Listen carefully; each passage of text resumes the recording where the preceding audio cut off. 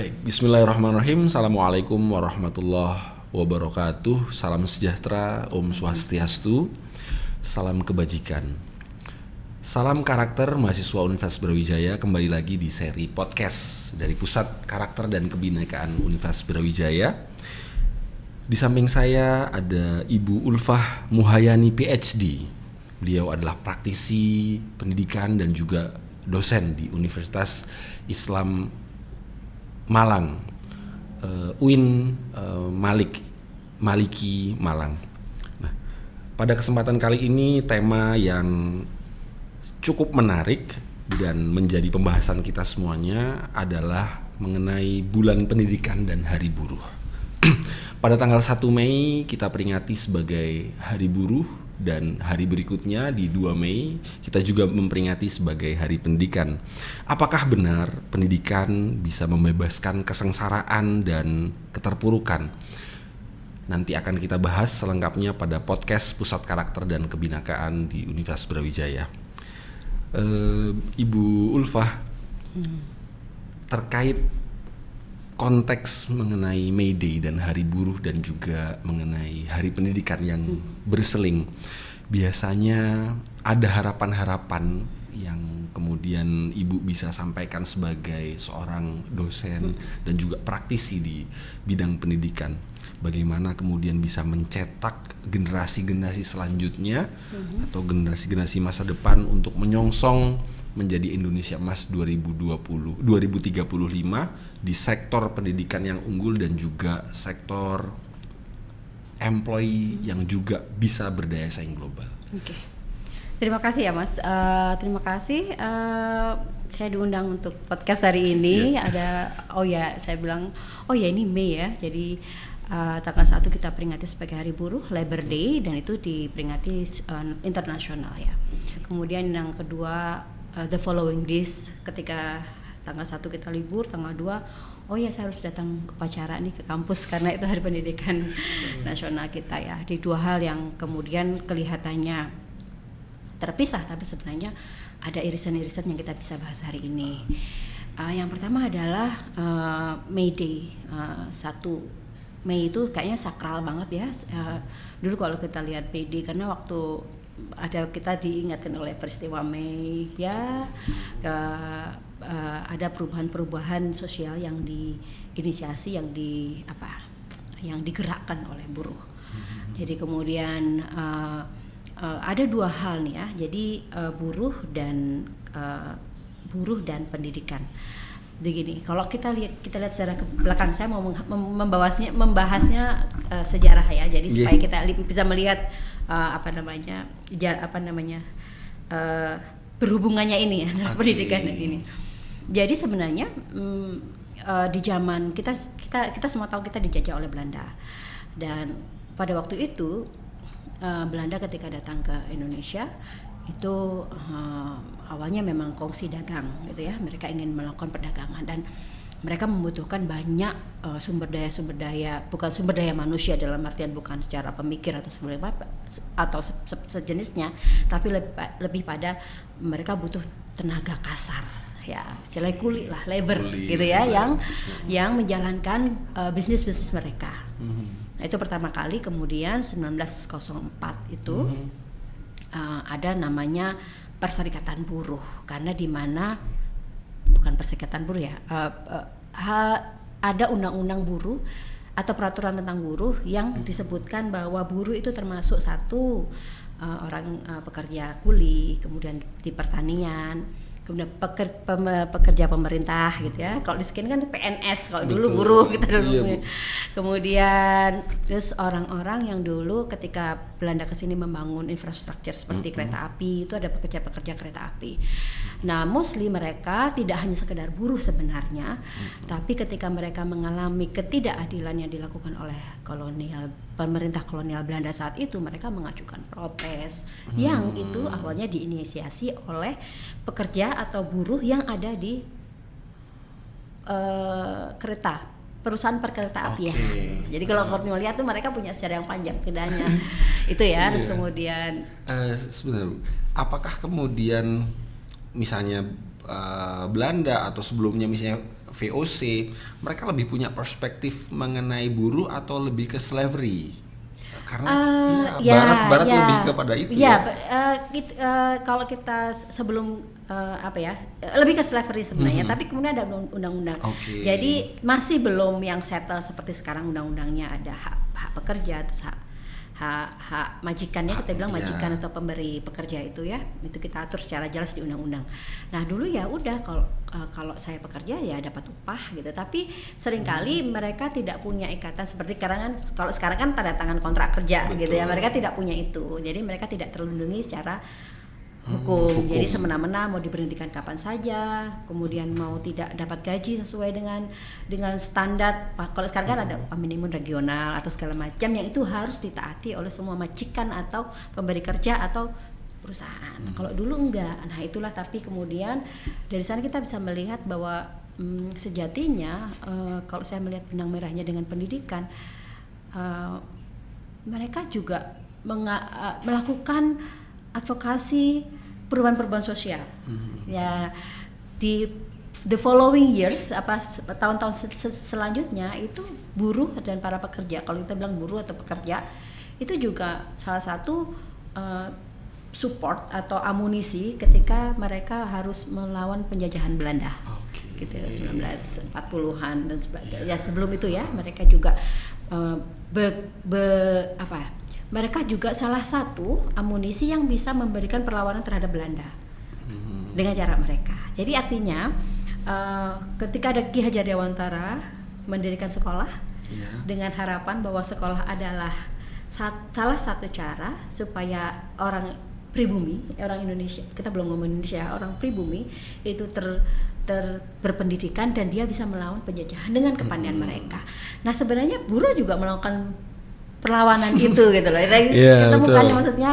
Jadi sejatinya pendidikan di Indonesia itu tidak kemudian serta-merta dia skillful dalam artian dia bisa menjadi pekerja, dia bisa melakukan pekerjaan mereka karena mereka berskill, tapi juga mereka melakukan sesuatu yang di luar skill mereka, misalkan kayak soft skill leadership, atau mereka mempunyai empati, mempunyai merasa bahwa saya harus melakukan sesuatu untuk masyarakat gitu. Jadi kan bekerja itu. Nah, kalau saya melihatnya apa yang diperjuangkan di pendidikan itu juga sebenarnya selaras dengan yang diperjuangkan oleh para guru ini. Terima kasih Bu Iva.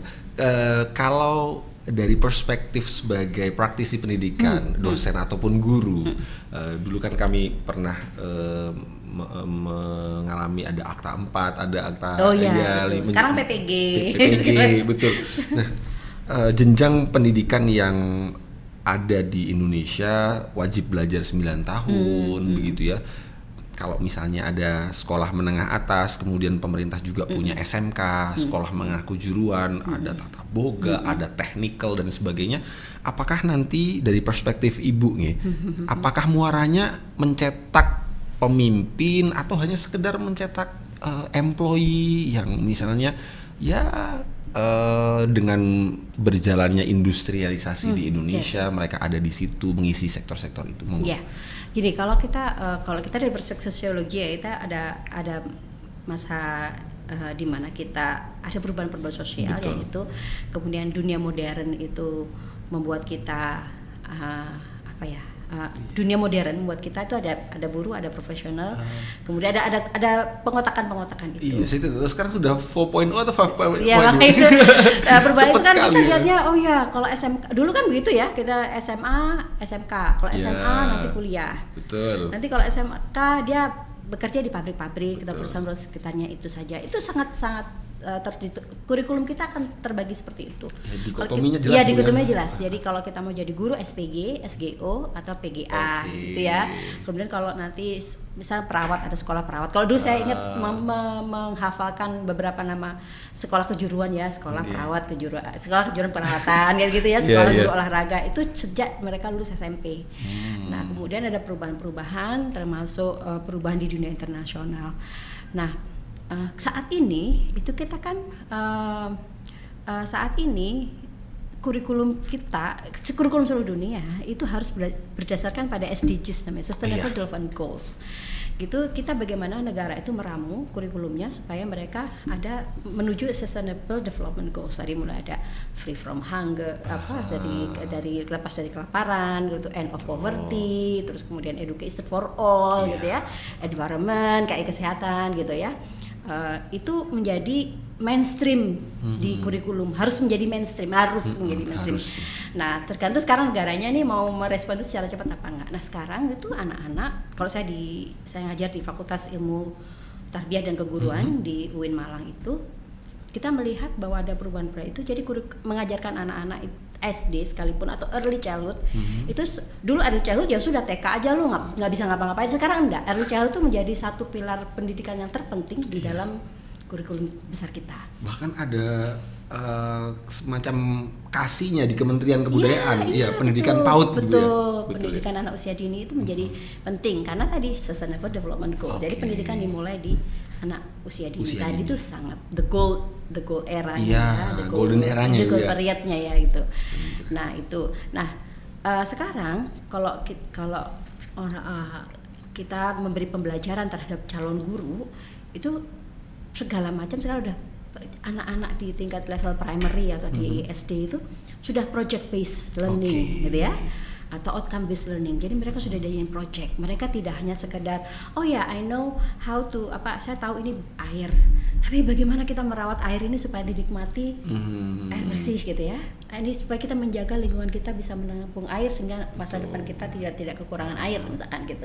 Itu sudah jadi ada critical thinking namanya high order thinking, sudah ada itu, ada literasi ya. Betul. Literasi tidak hanya sekedar bisa membaca A B C D tapi what is behind the text gitu ya. Jadi kurikulum di pendidikan itu sudah berubah dengan apa yang sudah kita alami dulu. Kalau dulu kita dianggap pendidikan kita producing pekerja-pekerja lah, istilahnya kuli-kuli di perusahaan. Sekarang sudah enggak, walaupun mereka akan bekerja di perusahaan tapi mereka punya critical thinking, mereka punya daya tawar, mereka punya kemandirian, mereka punya istilahnya itu di critical thinking dan sebagainya. Jadi lebih kompleks ya. Betul. Anak-anak sekarang kita nggak bisa lagi kita ini karena juga kedepannya bukan hanya ke depan, saat ini pun pekerjaan itu sudah sangat dispersi Mas. Betul. Saya setuju dengan Bu Evi. Jadi lulusan SMK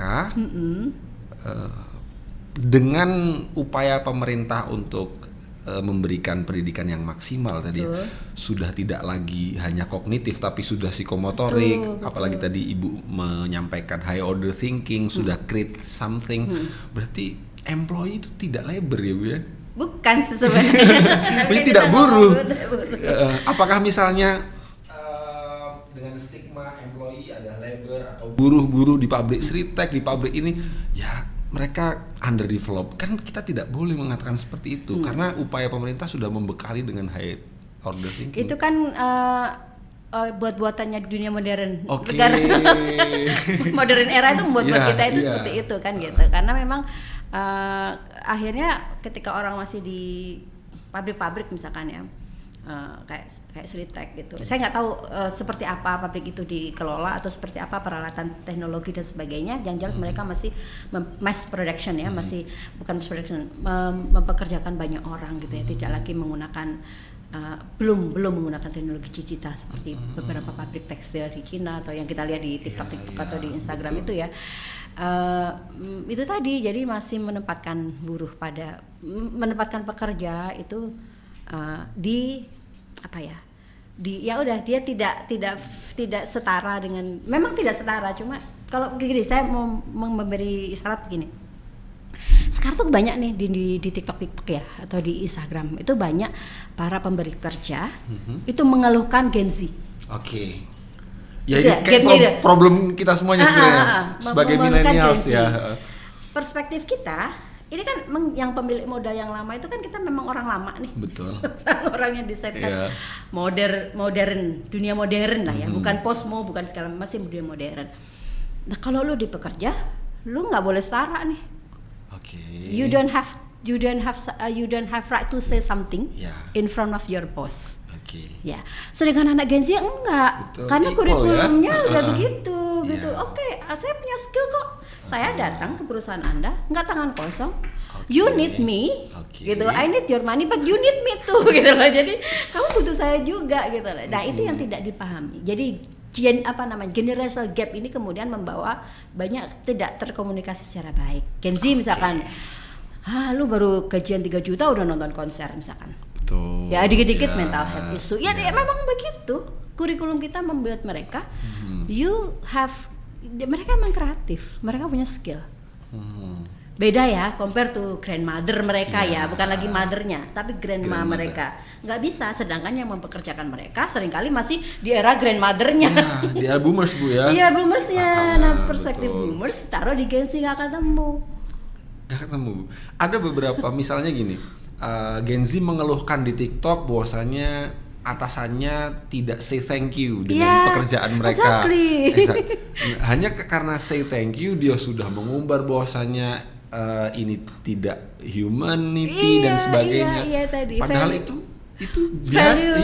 Value-nya berbeda. You will have your recognition kan nanti pastinya akan betul. gitu. Tapi ya itu tadi anak Gen Z itu kan kadang yang memang very kreatif dan mereka sangat open minded, mereka sangat berani untuk speak up ya Bu. Speak up ya, beda dengan saya ya. Misalkan kita mau ngomong kami beda. Misalkan kita ngomong kepada dekan, misalnya kita nggak setuju aja, silakan Bapak, nggih. Masih ada percampuran. Anak Gen Z itu ngomongnya udah nggak mix code-nya. Kita bilang mix code itu mix bahasanya. Itu nggak ngomong bahasa nggih. Thank you. Sudah bahasa yang equal, bahasa Inggris, bahasa Indonesia. Kalau kita, generasi saya kalau ngomong sama bos atau sama bos dalam artian pimpinan itu, nggih, Bapak, gitu ya. Itu sudah menempatkan diri di bawah itu. Jadi kalau saya melihatnya adalah generational gaps ya, in terms of values dalam hal nilai kita yang kita anut, generasi ketujuhnya mau millennium, mau generasi baby boomers lah, itu dengan anak Gen Z nggak ketemu, dengan anak Gen Alpha juga nggak ketemu. Nah ini kemudian kita melihat ini apa sih sebenarnya gitu, kita expect apa, dia berekspektasi apa gitu. Ya itu tadi saya sepakat ya, misalkan anak Gen Z, why you not say thank you, apa namanya, saya sudah berbuat sesuatu loh pada ini. Nah kita masih lambat merespon merespon atmosfer pekerjaan untuk Gen Z. Tapi kalau saya amati teman-teman saya yang bekerja di Australia misalkan ya, atau di beberapa negara di Singapura, mereka sudah well prepare dengan atmosfer yang diberi, yang diminta oleh Gen Z ini. Misalkan gini, jadi ada teman saya itu ambil cuti karena kucingnya meninggal. Kita kan buat apa sih kucing lu meninggal, terus kita ambil ini. Nah itu memang dibutuhkan anak Gen Z gitu. Gak usah kucingnya meninggal. Mungkin dia tadi gojeknya nyangkut, itu jadi udah mental health issues gitu kan, gitu. Anak Gen Z gitu. Dia exaggerate tapi they are very creative. They are very very independent. Dia memang mau bekerja. Mereka ini, tapi ya itu dia harus direkognisi karena memang dunia mereka harus itu apa posting di sosial media, itu kan sebenarnya bentuk mereka untuk validasi tadi ya, rekognisi tadi itu. Nah itu yang di kita masih di Indonesia terutama itu atmosfer itu belum terbangun. Kita bilang dunia pekerjaan ya, jadi itu tadi sinkron antara dunia pendidikan dan dunia dia tadi kita ngomongin buruh tadi kita nggak bekerja gitu ya, sudah nggak bisa kita seperti apa yang terjadi di tahun sebelum 97, 98 itu 2000-an lah. Ekspektasi ibu ke para guru di tengah misalnya society 5.0 atau misalnya globalisasi atau industrialisasi yang marak investor ke Indonesia. Bahkan beberapa tahun ini Vietnam udah lebih dilirik Bu untuk investasi di sana karena pekerjaannya mungkin 2:1. Mereka orang Indonesia 2 untuk mengerjakan satu hal itu. Kalau di Cina mungkin 3:1. Nah, apa sih yang kemudian menjadi resep para educators ini ya untuk kemudian bisa menciptakan ya tidak semua nanti pekerjaan itu ada di freelance, tidak semua ada di graphic designer yang idaman Gen Z ya. mesti betul. ada di pos-pos Iya. seperti manufacturers atau ya, apa. peternakan, Iya, perikanan yang betul, membutuhkan itu. iya. Kalau saya melihat ada beberapa kalau saya mengamati ya dari beberapa di sosial media, saya hanya Iya. mengamati di sosial media itu guru-guru sudah mulai guru-guru masih belum menyiapkan anak-anak yang di sana, tapi menyiapkan yang tadi itu anak-anak Gen Z, meresponnya secara baik, misalkan sudah sangat egaliter, sudah tidak lagi itu tadi based on project gitu. Seperti misalkan di kampus ya, kita sudah, kalau dulu ya lu mau ketemu dosen aja udah di depan dosen udah munduk-munduk gitu ya, sudah seperti apa kalau zaman saya ada cium tangan atau segala macam. Nah sekarang kita tidak bisa berekspektasi kalau mahasiswa itu seperti apa yang saya alami dulu. Nah saya kemarin tuh main kan di saya diundang, ada teman di UM di Negeri Malang sini. Saya duduk gitu, kita ngobrol makan, ada mahasiswa datang gitu. Halo, dosennya menyapa dengan sangat bahwa dia seperti teman. Bapak ini mana oleh-oleh mau adaptif ya, adaptif sangat keren banget ya. Dan tahu nggak si mahasiswa tadi itu live TikTok di ruang dekanat. Dan dosennya ya santai aja. Terus saya tanya, kamu berapa itu coba yang live ikut berapa, saya tanya. Saya tadi sampingnya gitu.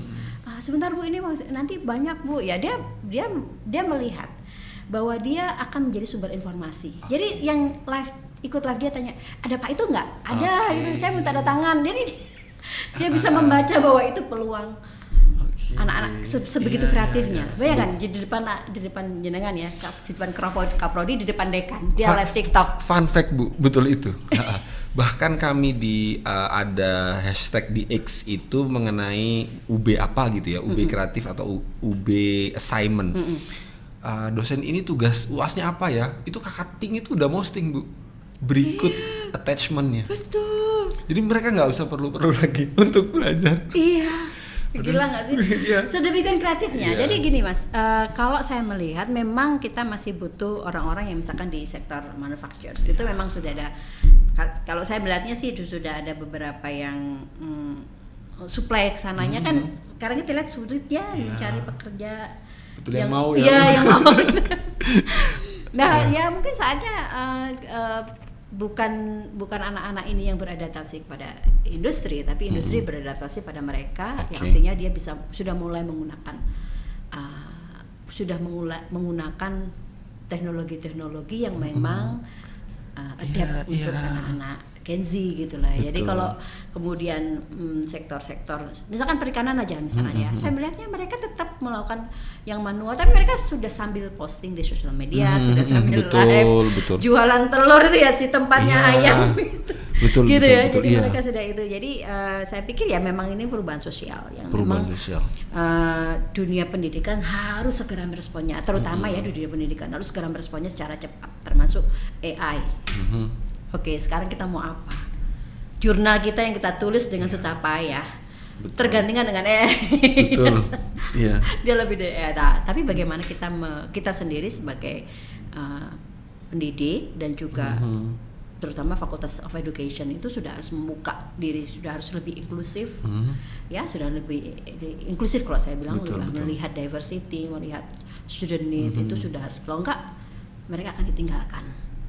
Coba sekarang anak saya aja itu kalau project they not longer asking me, mama ini enggak, dia lihat YouTube. Di YouTube itu apa aja, nanti dia cara bikinnya, dia tahu segala macam pemikiran, misalkan bagaimana sejarah Islam masuk di Indonesia. Itu dia tahu. Kalau saya kan harus ke UIN dulu nih, kuliah nih, dengerin dosen dengan kita bagaimana menceritakan sejarah. No, mereka saya mau tahu nih. Mereka sudah langsung buka ChatGPT dan sebagainya. Ya, itu tadi kemarin saya baca kemarin terakhir artikel itu, jadi 2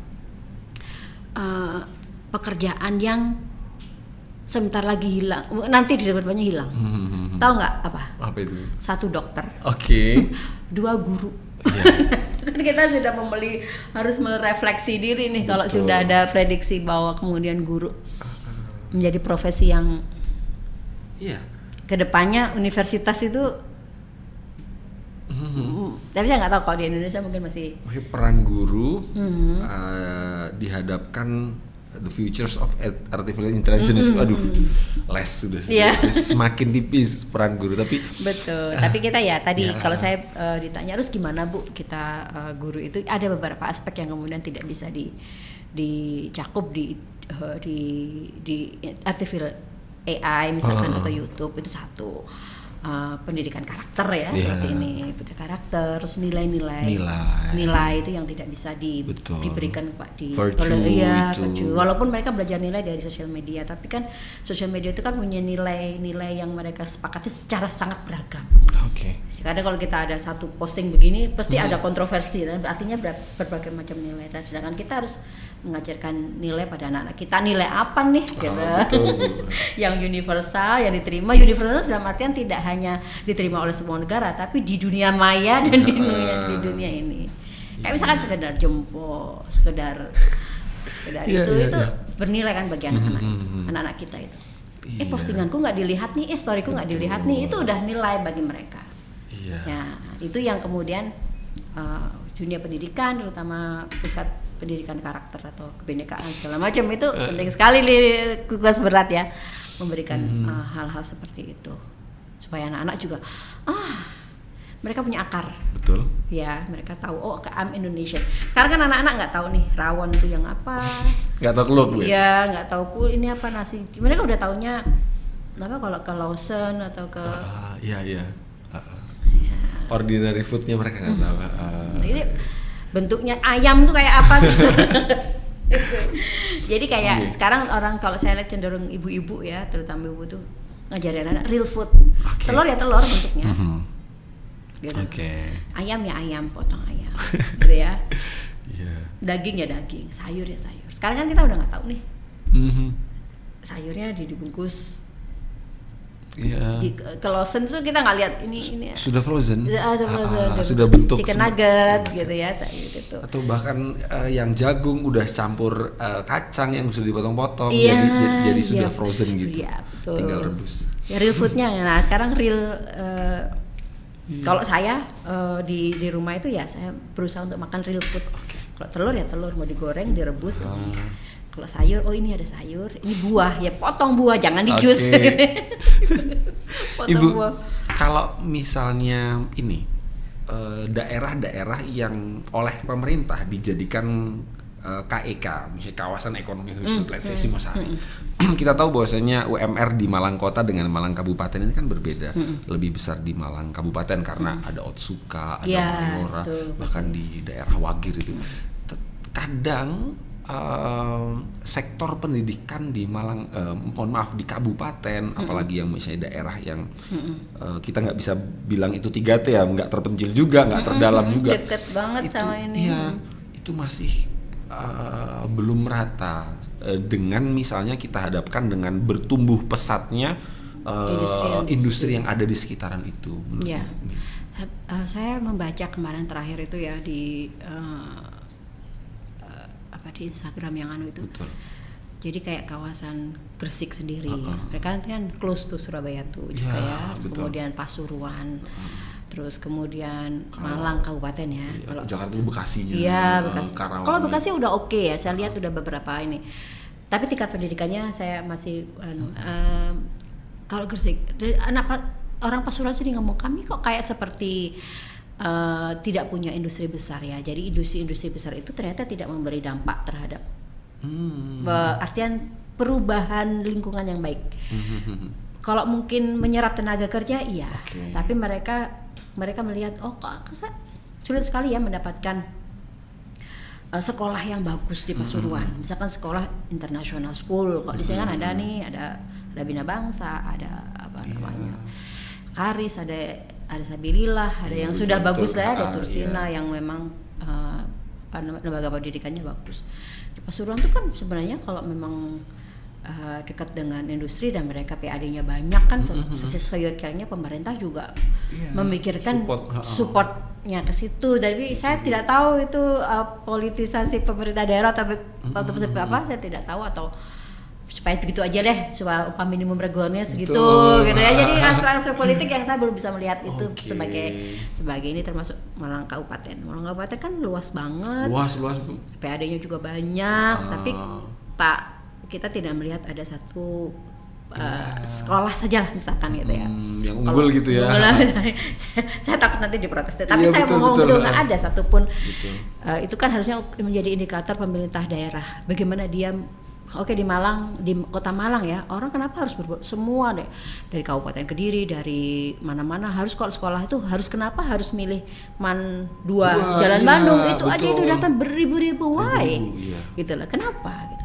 Saya nggak pernah menemui misalkan di negara-negara barat tuh sekolah yang numpuk sampai 2.000 yang Iya. gitu loh. Katanya kan pendidikan kita nggak merata. Kalau di Australia sendiri Bu, misalnya Ada. apakah Ibu kemarin kesulitan enggak ya? ada. Jadi ya sudah, pemerintahan sangat merata. Lu mau sekolah di sini, mau di ujung sana, sama aja. Equal standar. Iya, sama, Oke. standarnya sama. Diukur dengan standar yang sama oleh pemerintah Australia. Jadi nggak merasa ada sekolah swasta, misalkan kayak British School atau apalah ya yang memang dia berbasis, yang memang sudah punya brand Atau itu internasional. private school ya Bu Itu ya? private, Oke. yang tidak funded, government funded ya. Tapi kita ngomong government funded mana sih kok? Misalkan Seprono Seprene kalau bahasa Malangnya. Seprono Seprene, masa Malang Man 2 aja, Man Tugu aja itu aja. Kenapa tidak you expand? Berapa sekolah yang dibangun lagi? Berapa baru sekolah unggulan yang kan akreditasi kan selalu setiap tahun ada.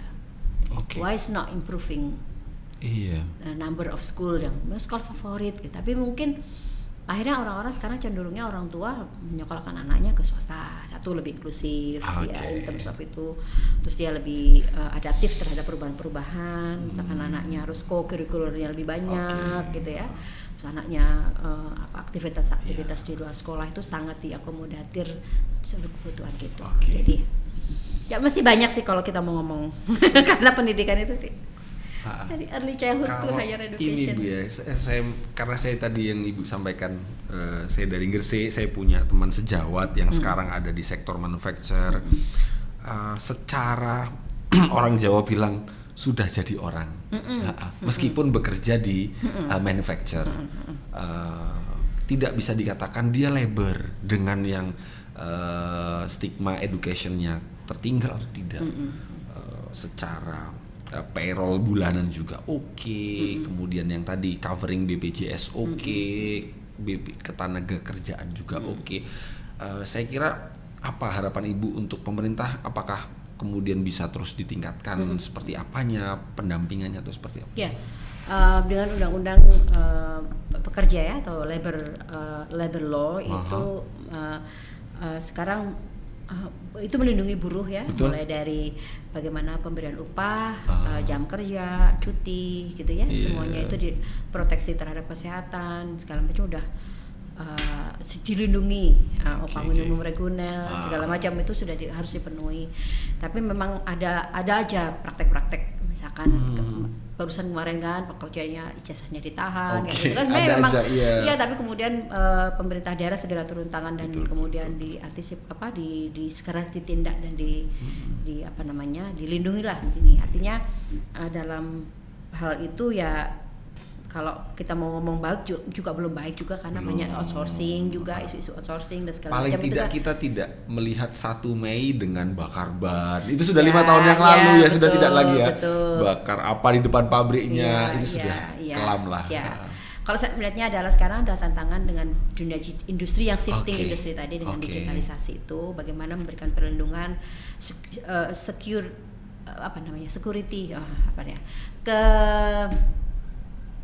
keamanan pekerjaan gitu ya, dan tidak hanya keamanan dalam artian dia aman dalam bekerja, tapi keamanan bahwa dia secure the job, tidak di PHK atau segala macam, walaupun di PHK atau segala macam kayak gitu. Itu memang harus menjadi perhatian kita saat ini bersama ya, karena shifting dari tidak lagi lihat bakar-bakar atau mereka sudah terlihat secara kesejahteraan financial mereka sudah tercukupi, tapi hal-hal lain misalkan securing job ya, tidak tiba-tiba dipecat, itu harus tiba-tiba diganti oleh digital dan sebagainya. Itu sih ada tantangan baru itu tidak. Kalau dulu kita ngadepin begitu, tapi sekarang ngadepin. Karena dari sosial media membantu kita untuk mengadvokasi beberapa hal yang tidak semestinya terjadi gitu. Misalkan kayak oh ya jasanya ditahan kemarin kan viral ya, ramai sekali gitu Ramai sekali, segera ditindaklanjuti oleh pemerintah daerah. Iya. Gitu Mas. Harapannya artinya tadi seperti yang disampaikan Ibu Evi, jadi ada sinergi yang utuh antara dunia pendidikan dengan dunia pekerjaan begitu ya. Kita bisa katakan bahwasanya ya namanya employment semua berawal dari bagaimana mengolah pendidikan itu menjadi sebuah irisan untuk mencapai tujuan, baik itu pekerja yang unggul atau pendidik yang unggul. Mungkin obrolan tentang buruh dan pendidikan bisa menginspirasi teman-teman sahabat Pusat Kajian Kebinekaan dan Karakter Universitas Brawijaya. Sampai jumpa di sesi-sesi selanjutnya. Masih ada sesi bulan bahasa dan bulan Pancasila di bulan yang akan datang. Saya ucapkan banyak terima kasih, sangat menginspirasi apa-apa tadi yang disampaikan oleh narasumber kita, Ibu Evi Ulfa Muhyani, PhD, dosen di UIN Maliki Malang. Mungkin ada kata-kata terakhir yang bisa disampaikan ke sahabat Pusat Karakter dan Kebinekaan, Bu? Memang bulan Mei sejatinya itu tadi secara dua hari yang berurutan yang sebenarnya berkaitan sangat erat dan kita peringati menjadi salah satu hari yang selalu kita ingat setiap tahunnya. Ada yang kita harus pikirkan dan diskusikan terus-menerus, dunia pendidikan dan dunia kerja ini begitu. Maka kita lebih baik, kita tidak hanya pendidikan kita tidak hanya menghasilkan pekerja-pekerja yang istilahnya ya buruh pabrik saja, tapi mereka menjadi pekerja-pekerja yang memang berdaya ya untuk mereka sendiri dan juga melakukan perubahan-perubahan sosial yang diharapkan oleh masyarakat. Begitu.